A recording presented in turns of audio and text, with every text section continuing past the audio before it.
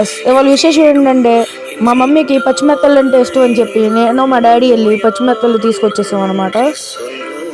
ఇందులో ఈ పచ్చిమెత్తలను నీటికి కడిగి పెట్టుకున్న తర్వాత ఇందులో కావాల్సిన ఇంగ్రీడియంట్స్: సన్నగా తరిగి పెట్టుకున్న ఉల్లిపాయలు, సన్నగా తరిగి పెట్టుకున్న టమాటాలు, సన్నగా తరిగి పెట్టుకున్న పచ్చిమిర్చి, కరివేపాకు, పసుపు, ధనియాల పొడి, ఉప్పు, కారం మరియు ఆయిల్ను అల్లం పేస్ట్, ఇవన్నీ మనకు కావాలి ఫ్రెండ్స్. తర్వాత నీటికి కడిగి పెట్టుకున్న పచ్చిమెత్తలు. ఇప్పుడైతే మనం మట్టి పాత్ర ఒకటి తీసుకుని దాంట్లో మనం తగినంత ఆయిల్ వేసుకుందాం. ఈ మట్టి పాత్ర మీకు ఎంతమందికి తెలుసో వాళ్ళందరూ కామెంట్ చేయండి. ఈ మట్టి పాత్రలో చేసుకోవడం వల్ల మనకి కూరలు మంచి రుచిగా ఉంటాయి. ఇప్పుడు కావాల్సినంత ఆయిల్ వేసుకుందాం. మీలో ఎంతమంది మట్టి పాత్రలో వంటలు తిన్నారో కామెంట్ చేయండి. మరియు మీలో ఎంతమంది మట్టి పాత్రలు తెలుసో కామెంట్ చేయండి. ఇప్పుడు అందులో నూనె బాగా వేడెక్కాక అందులో కొన్ని ఆనియన్స్ వేసుకుందాం. ఆనియన్స్తో పాటు ఇందడ తరిగి పెట్టుకున్న పచ్చిమిర్చి, కరివేపాకు, టమాటాలు కూడా వేసుకుందాం ఫ్రెండ్స్. బాగా వేసుకున్నాక మనం బాగా కలుపుకోవాలన్నమాట వీటిని. ఇప్పుడు కలుపుకుందాం మనం ఒకసారి. వీటిని బాగా కలుపుకుందాం ఫ్రెండ్స్. వీటిని ఇప్పుడు బాగా కలుపుకున్నాం కదా ఫ్రెండ్స్. ఇప్పుడు పసుపు వేసుకుందాం ఫ్రెండ్స్. కొంచెం తగినంత పసుపు, మనకు కావాల్సినంత పసుపు వేసుకున్నాక ఇప్పుడు బాగా ఒకసారి మిక్స్ చేసుకుందాం ఫ్రెండ్స్. ఇది కొంచెం బాగా ఎల్లోయిష్ కలర్ వచ్చే వరకు మూత పెట్టుకొని మగ్గనిద్దాం కొంచెంసేపు.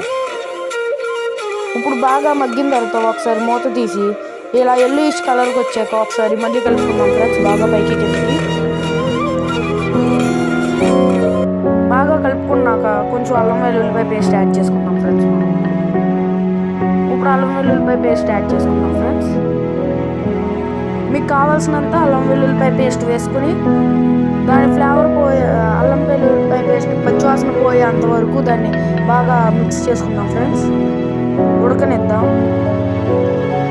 బాగా మిక్స్ చేసుకున్నాక ఈ అల్లం వెల్లుల్లిపాయ పేస్ట్ ఇంట్లో చేసుకోవడం వల్ల మంచి రుచిగా ఉంటుంది ఫ్రెండ్స్. దీన్ని బాగా కలుపుకున్నాక మళ్ళీ కొంచెంసేపు మూత పెట్టేసి బాగా మగ్గనిద్దాం ఫ్రెండ్స్. బాగా కలుపుకోవాలి ఫ్రెండ్స్. కొంచెంసేపు మూత పెట్టేసి మళ్ళీ కొంచెంసేపు మగ్గనిద్దాం ఫ్రెండ్స్. అల్లం వెల్లుల్లిపాయ పచ్చివాసన పోయి ఇప్పుడు కొంచెంసేపు మగ్గిన తర్వాత బాగా కడిగి పెట్టుకున్న పచ్చిమెత్తలన్నిటిని మనం అందులో వేసుకుందాం ఫ్రెండ్స్. అన్నిటిని వేసుకొని బాగా పైకి కిందకి తిప్పుకొని మంచిగా తగినంత ఉప్పు, కారం వేసుకుందాం ఫ్రెండ్స్. ఇప్పుడైతే మనం కడిగి పెట్టుకున్న పచ్చిమెత్తల్ని వేసేద్దాం ఫ్రెండ్స్.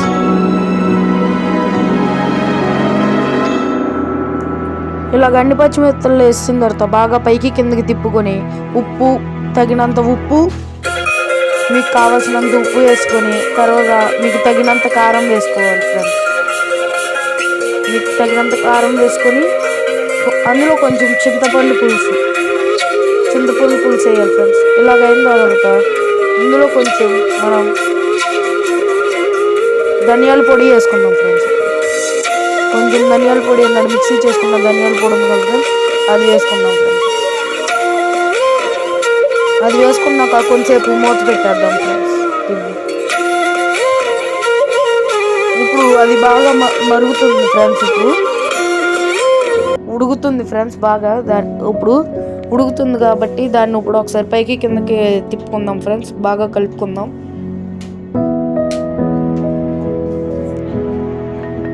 స్మెల్కే బాగా తినేయాలనిపిస్తుంది ఫ్రెండ్స్. ఇప్పుడే కూర